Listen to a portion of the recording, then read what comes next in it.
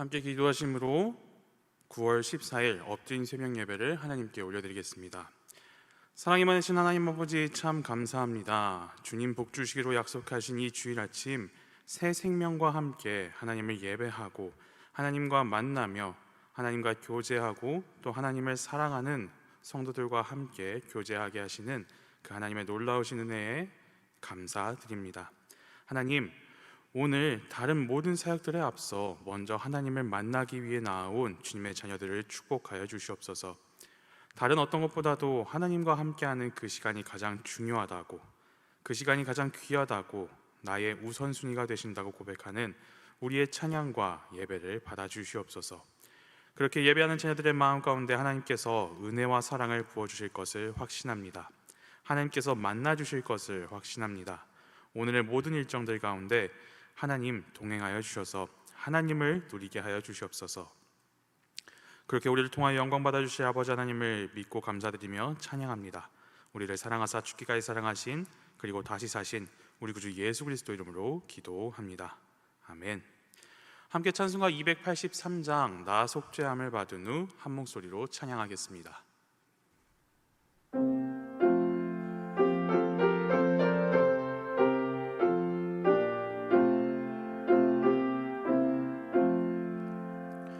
나 속죄함을 받은 후 한없는 기쁨을 다 헤아릴 수 없어서 늘 찬송합니다. 나 속죄받은 후, 나 속죄받은 후 찬미하겠네.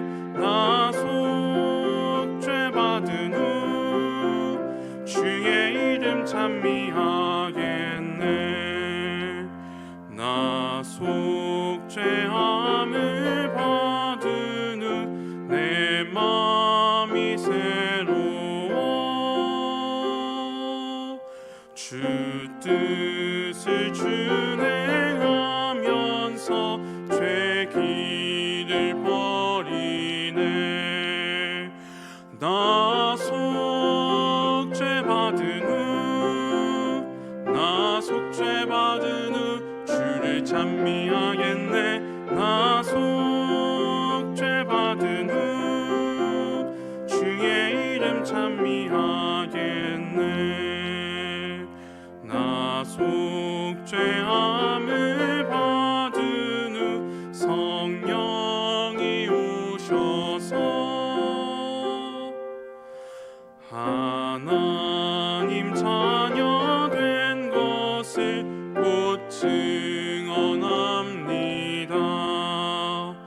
나 속죄받은 후, 나 속죄받은 후 주를 찬미하겠네. 나 속죄받은 후 주의 이름 찬미하겠네. 나 속죄함을 받은 후 보혈의 공로로 내 주의 은혜 입으니 늘 평안합니다. 나 속죄받은 후, 나 속죄받은 후 주를 찬미하겠네. 나 속죄받은 후 주의 이름 찬미하겠네. 아멘. 오늘 하나님께서 우리에게 주신 말씀은 신약 로마서 6장 1절로 7절까지의 말씀입니다. 신약 245면 생명의 삶은 86페이지와 87페이지에 기록되어 있습니다. 이제 하나님의 말씀을 봉독합니다. 그런즉 우리가 무슨 말을 하리요? 은혜를 더하게 하려고 죄에 거하겠느냐? 그럴 수 없느니라. 죄에 대하여 죽은 우리가 어찌 그 가운데 더 살리리요?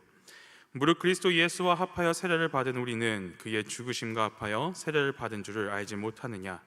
그러므로 우리가 그의 죽으심과 합하여 세례를 받음으로 그와 함께 장사되었나니 이는 아버지의 영광으로 말미암아 그리스도를 죽은 자 가운데서 살리심과 같이 우리로 또한 새 생명 가운데서 행하게 하려 함이라. 만일 우리가 그의 죽으심과 같은 모양으로 연합한 자가 되었으면 또한 그의 부활과 같은 모양으로 연합한 자도 되리라. 우리가 알거니와 우리의 옛사람이 예수와 함께 십자가에 못 박힌 것은 죄의 몸이 죽어 다시는 우리가 죄에게 종노릇하지 아니하려 함이니 이는 죽은 자가 죄에서 벗어나 의롭다 하심을 얻었습니다. 아멘. 이 말씀은 살아계신 하나님의 말씀입니다. 아멘. 하루의 첫 시간을 엎드림 새벽 예배로 하나님께 드리시는 우리 안산제일의 모든 성도님들께 하나님께서 매일매일 부어주시는 새로운 은혜와 사랑이 가득하시기를 축복합니다. 어제까지 우리가 살펴본 로마서 5장의 말씀에서는 바울은 죄의 근본적인 문제를 다루었습니다. 그리고 오늘 우리가 함께 읽은 6장에서 8장까지에서는 그리스도를 믿음으로써 의롭다함을 받은 우리 성도의 실제적인 삶을 다루게 됩니다. 성도의 실제적인 삶, 곧 하나님을 닮아 거룩하게 되는 길인 성화, 그리고 성도가 누리는 죄로부터의 자유와 승리에 대한 문제들을 바울은 다루고 있습니다. 오늘 우리가 읽은 6장 1절로 7절까지의 내용에서는 그리스도인이 어떻게 살아가야 하는지에 대한 근거와 방향에 대해서 제시해주고 있습니다. 이제부터 그 내용을 천천히 살펴보도록 하겠습니다. 오늘 우리가 읽은 이 본문은 한 가지 의문문으로 시작하고 있습니다. 1절의 말씀입니다. 그런즉 우리가 무슨 말을 하리요? 은혜를 더하게 하려고 죄에 거하겠느냐? 바울은 그런즉이라는 말로 이 앞의 내용과 이 의문문이 굉장히 깊은 연관성을 가지고 있다는 것을 말해주고 있습니다. 앞에서 바울은 무엇을 이야기하였습니까? 바울은 지금까지 모든 인간이 죄인이라는 절망적인 선언을 한 다음에 그런 인간이 의롭게 되어 영생에 이를 수 있는 길은 오직 믿음으로만 가능하다 가는 그 복음, 이신칭의의 복음을 전했습니다. 즉 바울은 인간이 의롭게 되는 데에 자기 행위나 신분, 혈통상의 조건이 개입될 여지가 전혀 조금도 없음을 강조하였던 것입니다. 그런데 바울의 이 선언은 율법주의자들에게 있어서 율법과 행위를 멸시하는 도덕 폐기론으로 오해될 수 있었습니다. 더구나 5장 20절에서 바울은 이렇게 이야기했었습니다. 죄가 더한 곳에 은혜가 더욱 넘쳤다라는 말을 보면 죄를 장려하는 것은 아닌가 하는 오해까지 불러일으킬 수 있었습니다. 은혜를 더 받기 위해서 죄를 더 많이 지어야 하는가라는 표현이 될 수 있다는 거죠. 율법주의자들이 오해한 바울의 이야기를 따르면 이제 믿음으로 구원이 확보되었으니 앞으로 율법은 쓸모없는 것이 아니냐, 마음대로 살아야 되는 것이 아니냐 하는 질문인 것입니다. 우리야 이 복음에 굉장히 익숙한 사람들입니다. 우리는 특별 새벽 예배 기간 동안에 계속해서 반복해서 이 복음에 대해서 들었습니다. 또 우리의 평생의 신앙생활에서 계속해서 이 복음의 이야기를 들었기 때문에 이 이야기가 굉장히 익숙한 이야기인지 모르겠습니다. 그런데 이 이야기를 처음 듣는 그 유대인들에게 받았을 충격은 얼마나 컸을지 여러분 한번 상상을 해보셨으면 좋겠습니다. 이스라엘 백성들은 제일 처음 모세를 통해서 하나님께서 주시는 그 율법을 받게 되었습니다. 그리고 하나님은 그 모세를 통해서 여러 가지 제의와 또 성막을 주시면서 하나님과 이스라엘 백성들의 동거가 시작이 되었습니다. 그리고 성전을 짓게 되면서 이스라엘 백성들은 전성기를 맞이했습니다. 그곳에서 제사를 통해 율법을 통해 하나님과의 만남이 계속해서 이루어졌습니다. 그런데 이스라엘 백성들이 범죄하면서 그 성전이 파괴되었습니다. 하나님은 계속해서 선지자들을 통하여 경고하셨지만 이스라엘 백성들은 돌아오지 않았고 하나님의 심판이 임하고 성전이 파괴되었습니다.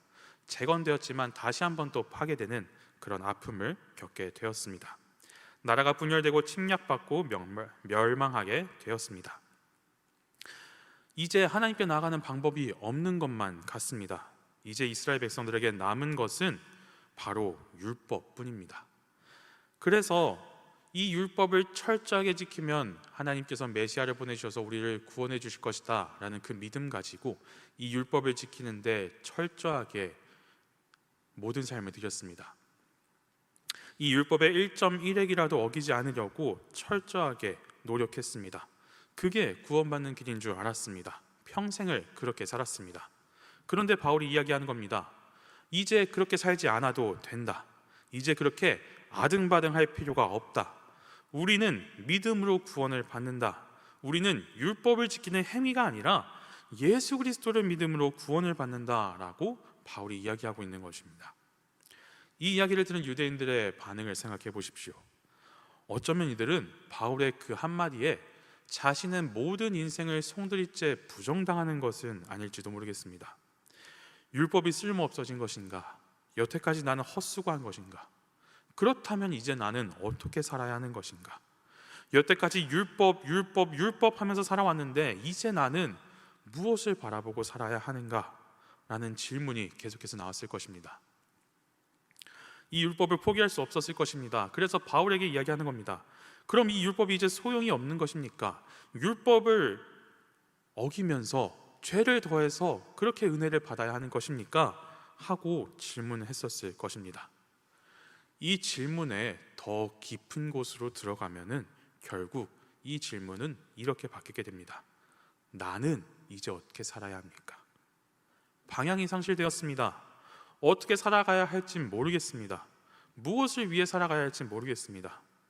은혜를 더하게 하려고 죄에 거하겠느냐 하는 이 질문은 나는 이제 어떻게 살아야 합니까? 하는 질문인 것입니다. 여러분, 혹시 이런 경험 해보신 적 있으실까요? 방향을 잃어버린 경험 말입니다. 인생의 방향을 잃고 방황을 해본 적이라든지 하다못해 내비게이션이 제시하는 올바른 방향을 벗어나 다른 길로 갔다라든지 이정표를 잘못 보고 버스나 지하철을 반대로 타버렸다든지 하는 경험들 말입니다. 방향을 잃게 되면 우리는 다시 정상적인 방향으로 돌아오기 위해 잘못된 방향으로 나아갔던 그 길을 수정하면서 얼마나 많은 수고를 들이는지 모릅니다. 간단한 예를 들어보겠습니다. 요즘 제 삶의 가장 큰 이슈는 다이어트입니다. 그래서 식단을 하고 운동을 하고 잠도 제 시간에 자려고 별의별 노력을 다하고 있습니다. 그런데 참 식단이 맛이 없습니다. 그동안 잔뜩 맛있는 거 먹었으니 이제 맛없는 것도 먹어야 하는 것일까 하는 생각도 들면서 내가 왜 이러고 있나 하는 생각이 들었습니다. 보통 이 지점에서 에라 모르겠다 하고 야식을 시키게 되면 다이어트는 실패하고 또 다시 새로운 다이어트를 시작하게 되는 것이죠. 내가 왜 이러고 있나 하는 질문에서 다이어트의 목적을 다시 한번 생각해 보게 됩니다. 다이어트의 목적이 무엇입니까? 여러 가지가 있을 수 있겠죠. 이제 뚱땡이 전용 옷이 아니라 이쁜 옷 입고 싶다, 오해받고 싶지 않다 등 여러 가지가 있겠지만 결국 건강한 삶이 목적일 것입니다. 그런데 이 목적을 잃어버리면 무슨 일이 생겨나는 걸까요? 지금은 체육관에 다니고 있지는 않지만 전에 있던 교회에서는 목사님들과 함께 새벽 예배가 끝나면 함께 헬스장으로 향했습니다. 그리고 1시간 정도 같이 운동을 하고 나와서 식사를 하고 다시 업무에 들어갔었습니다. 그런 생활을 약 3일 정도 했었습니다. 운동하고 나서 식단을 선택하게 됩니다. 보통 두 가지 반응이 있습니다. 한 가지 반응은 무엇입니까? 운동했으니까 몸에 안 좋은 것 마음껏 먹어야지 하며 패스트푸드와 같은 정크푸드를 먹는 경우가 있습니다. 그리고 두 번째 반응은 이제 운동했으니까 몸에 좋은 것만 먹고 지켜야지 하며 양질의 단백질과 샐러드로 건강한 식단을 지키는 사람이 있습니다. 다이어트의 목적은 건강한 삶입니다. 다이어트의 방향성은 건강한 몸을 만들어서 그 몸으로 더 나은 관계, 더 나은 업무, 더 나은 섬김 등을 위함이 아니겠습니까? 즉 다이어트는 건강하게 된 몸으로 더 나은 삶을 사는 것에 목적이 있습니다. 그런데 그 목적이 상실이 되면은 기껏 운동 다 해놓고 정크푸드로 몸을 채우는 겁니다. 그리고 그 몸에서 발생하게 되는 문제들을 다시 해결하기 위해서 다시 또 어거지로 운동을 하며 그 손해를 메꾸는 것입니다. 이것이 건강한 삶일까요? 그렇지 않을 것입니다. 기껏 운동 다 해놓고 오히려 지방이 늘어버리는 경우가 있을 것입니다. 어떻게 그렇게 잘 아냐고요? 저도 알고 싶지 않았습니다. 제가 평생을 그렇게 살아와서 그런 것 같습니다. 건강을 향해 가는 것이 아니라 더 많은 정크푸드를 즐기기 위해 그렇게 살아왔던 것 같습니다. 이것을 신앙의 관점에서 살펴보겠습니다. 율법의 목적, 은혜의 목적이 무엇입니까? 그리스도의 십자가의 목적이 무엇입니까? 하나님과 함께하는 삶, 하나님과 동행하는 삶이 목적입니다. 그런데 이 방향을 잃어버리게 되면은 율법주의자가 되는 겁니다. 예배 많이 드리면 된다, 전도 많이 하면 된다, 봉사 많이 하면 된다, 그러면 하나님 나라 간다 하고 헛수고하는 겁니다. 하나님의 마음을, 하나님의 목적을 모른 채로 그냥 그렇게 살아가게 된다는 것입니다. 여러분 혹시 이 찬양 아십니까? 돈으로도 못 가요 하나님 나라, 힘으로도 못 가요 하나님 나라. 다음의 가사는 이와 같습니다. 벼슬로도 못 가요 하나님 나라, 지식으로 못 가요 하나님 나라, 어여뻐도 못 가요 하나님 나라, 맘 착해도 못 가요 하나님 나라. 여러분, 방향을 잃어버리면 헛수고입니다. 방향을 잃은 채라면 새벽 예배 나온다고 하나님 나라 가는 거 아닙니다. 방향을 잃은 채라면 수요 예배 나온다고, 불지 워십 나온다고, 주일 모든 예배 드린다고, 봉사한다고 하나님 나라 가는 거 아닙니다. 방향을 잃은 채라면 헛수고하는 겁니다. 그렇기에 우리에게 질문이 생깁니다. 우리는 어떻게 살아가야 합니까? 우리는 어디로 가야 합니까? 하는 질문이 생기는 겁니다. 그리고 바울은 오늘 말씀에서 그 방향을 제시해 주고 있습니다. 그리고 왜 그렇게 살아야 하는지 근거 또한 함께 제시해 주고 있습니다. 본문 2절로 4절까지의 말씀입니다. 그럴 수 없느니라 죄에 대하여 죽은 우리가 어찌 그 가운데 더 살리요, 무릇 그리스도 예수와 합하여 세례를 받은 우리는 그의 죽으심과 합하여 세례를 받은 줄을 알지 못하느냐.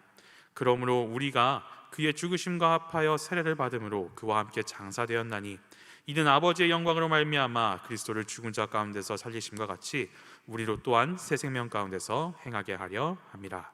아멘. 바울은 명확하게 대답하고 있습니다. 은혜를 더하게 하려고 죄에 거할 수 없다고 명확하게 대답하고 있습니다. 그럴 수 없다라고 확실하게 대답합니다. 왜냐하면 우리는 이제 죄에 대하여 죽은 사람이기 때문입니다. 지금 우리는 살아있는 사람인데 어떻게 죽을 수 있느냐? 그리스도 예수와 함께 연합하여 세례를 받았기 때문입니다. 세례를 통해 우리는 예수 그리스도와 합하여졌다는 것입니다. 합하여졌다는 것이 무엇을 의미합니까? 예수 그리스도께서 십자가에서 모든 죄를 대속하시어 형벌을 받아 죽으셨고 장사됨으로 완전한 죽음을 경험하신 것처럼 그와 합하여 나 또한, 우리 또한 예수 그리스도와 함께하는 우리 또한 죄에 대하여 죽었다라는 것입니다. 바로 이것이 우리가 더 이상 죄에 대하여 종노릇하지 않을 수 있는 근거가 됩니다. 예수 그리스도의 죽으심으로 그와 합하여 함께 장사된 우리는 죄에 대하여 죽음으로 더 이상 죄가 우리를 다스릴 수 없다라고 말하는 겁니다. 죄 아래 있을 때에는, 죄 아래 살아 있을 때에는 죄의 지배를 받지만 죄 아래에서 죽은 우리는 죄가 우리를 지배할 수 없습니다. 그렇기에 우리는 율법에서 해방될 수 있다는 것입니다. 율법이 정죄하는 모든 죄와 그 형벌을 예수 그리스도께서 대신 받으셨고 우리는 그와 합하여 함께 장사되었으므로 이제 율법 아래에서 자유하다는 것입니다. 이것이 근거가 됩니다. 그리고 이제 말씀은 우리에게 새로운 방향을 제시해 줍니다. 그러므로 우리가 그의 죽으심과 합하여 세례를 받음으로 그와 함께 장사되었나니 이는 아버지의 영광으로 말미암아 그리스도를 죽은 자 가운데서 살리심과 같이 우리도 또한 새 생명 가운데서 행하게 하려 함이라. 아멘. 이제 예수 그리스도와 합한 우리는 예수 그리스도께서 죽으심과 같이 죄에 대하여 죽었습니다. 그리고 아버지의 영광으로 죽은 자 가운데서 살아나신 예수 그리스도와 함께 우리도 새 생명 가운데서 행하게 됩니다. 이것이 방향입니다. 하나님께서 바울을 통해 제시하여 주시는 방향입니다. 새 생명 가운데서 행하는 것, 새 생명 가운데서 살아가는 것, 이것이 이제 우리가 나아가야 할 방향인 것입니다. 이 새 생명 어떻게 사는 삶입니까? 바로 예수 그리스도와 함께 사는 삶, 예수님처럼 살아가는 삶, 예수님 닮아가는 삶을 말하는 것입니다. 예수님 어떻게 사셨습니까? 하나님 사랑하고 이웃 사랑하고 그렇게 살지 않으셨습니까? 하나님의 말씀에 온전히 순종하여 십자가를 마다하지 않으신 그 삶, 하나님께서 사랑하시는 그 한 영혼 위하여 그 십자가를 마다하지 않으시고 기쁨으로 순종하신 그 삶, 그 삶이 바로 예수 그리스도의 삶입니다. 하나님께서 말씀하시는 그 말씀에 순종하는 삶의 모습, 그 모습은 자연스럽게 율법을 지키는 삶과 똑같은 모습이 되는 겁니다. 율법의 정신을, 하나님 백성의 삶의 모습을 갖추게 됩니다. 바울은 율법주의자 유대인들에게 율법을 지키는 정신을 다시 한번 말해줍니다. 하나님의 벌을 피하기 위해서 율법을 지키는 것이 아니라 구원받은 하나님의 백성으로 새 생명 가운데 행하는 백성의 모습으로 살아가라고 이야기하고 있는 것입니다. 그리스도와의 연합함은 성도의 삶의 근거와 방향이 됩니다. 그가 죽으셨기에 연합한 우리도 죽게 됩니다. 그렇기에 죄의 지배를 받지 않습니다. 이것이 근거입니다. 그가 다시 사셨기에 연합한 우리도 다시 살 것입니다. 그렇게 하나님 나라를 살아가게 됩니다. 이것이 방향입니다. 그리스도와 연합한다는 것은 그의 죽으심뿐만 아니라 그의 부활과 영생에도 연합하는 것입니다. 그 영원한 생명이 있기에 우리는 방종하는 삶을 선택하는 것이 아니라 하나님 나라를 이 땅에서 맛보며 살아가게 됩니다. 바울은 그 영원한 생명을 이 땅에서도 누리는 삶, 하나님의 다스리심을 받는 삶을 살아갈 것을 제시해주고 있습니다. 그리스도와 연합함은 죄의 종로를 타던 삶을 떠나 하나님 자녀의 삶을 꿈꾸게 해줍니다. 방향을 잃은 이들에게 방향을 주십니다. 이것이 은혜입니다. 바울을 통해 이제 우리가 어떻게 살아가야 합니까? 질문하던 유대인들에게 하나님의 자녀의 삶, 새 생명 가운데 행하는 삶을 꿈꾸게 하신 하나님은 오늘 저와 여러분들에게도 이 꿈을 허락하여 주십니다.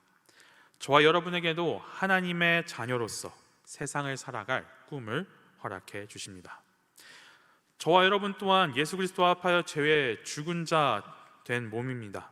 완전히 장사되었습니다. 그리고 아버지의 영광으로 말미암아 죽은 자 가운데서 예수 그리스도를 살리심과 같이 우리도 또한 새 생명 가운데서 살아가게 하십니다. 앞에서 한 찬양을 소개해드렸습니다. 그 찬양 후렴구 어떻게 되는지 모두 아시지 않습니까? 거듭나야 가는 나라 하나님 나라, 믿음으로 가는 나라 하나님 나라. 여러분 참 놀라운 은혜이지 않습니까? 죄로 인하여 영영 죽을 수밖에 없는 우리에게 예수 그리스도의 순종으로 사람의 모범을 보이신 예수님의 그 은혜, 그리고 우리와 같이 살기 원하여 그 아들 내어주시기까지 사랑하신 우리 하나님의 사랑. 그런데 여러분 더 놀라운 은혜가 있습니다. 그 예수님의 은혜와 하나님의 사랑, 그리고 성령 하나님이 계십니다. 성령 하나님께서 우리에게 그 하나님의 사랑을 늘 기억하면서 이 땅에서 흔들리지 않고 살아낼 수 있도록 우리 마음 가운데 늘 내주하시며 성도의 교제가 가능하게 하시고 하나님과 더 깊은 대화를 가능하게 해주십니다. 우리에게 사귐을 허락하여 주시는 것입니다. 그렇게 우리가 하나님 나라를 맛보게 해주십니다. 영원한 생명, 그 후에 누릴 그 하나님 나라를 이 땅의 삶에서 우리가 먼저 맛보게 해주십니다. 정말 놀랍지 않습니까? 여러분, 그 사실을 기억한다면은 우리 앞에 불렀던 그 찬양을 이렇게 불러볼 수도 있을 것 같습니다. 거듭나야 가는 나라 하나님 나라, 믿음으로 사는 나라 하나님 나라. 믿음으로 가는 나라임도 분명합니다. 또한 믿음으로 사는 나라입니다. 하나님 나라를 이 땅 가운데서 살아내는 것입니다. 사랑하는 여러분, 이 종말론적 선취, 먼저 맛보아 아는 것, 이를 누릴 수 있는 저와 여러분이 되기를 진심으로 소망합니다. 하나님께서 우리에게 주시는 삶의 방향, 하나님께서 우리에게 원하시는 삶의 모습을 매일매일 찾아 누릴 수 있는 하나님의 다스리심을 받는 저와 여러분 되기를 소망합니다. 함께 기도하겠습니다. 사랑의 하나님, 참 감사합니다. 오늘 나의 삶이 그리스도가 다스리는 삶이 되기를 소망합니다. 그리스도와 연합하는 삶이 되기를 소망합니다. 예수 그리스도와 함께 동행하는 삶이 되기를 소망합니다. 그렇게 믿음과 삶이 분리되지 않는 삶, 하나님 나라를 이 땅 가운데 이루어가는 삶이 되게 하여 주시옵소서. 그리스도와 합한 우리가 되게 하여 주시옵소서. 주님, 이 교회를 사랑하셔 우리에게 허요한 위임 목사님 세워주셨습니다.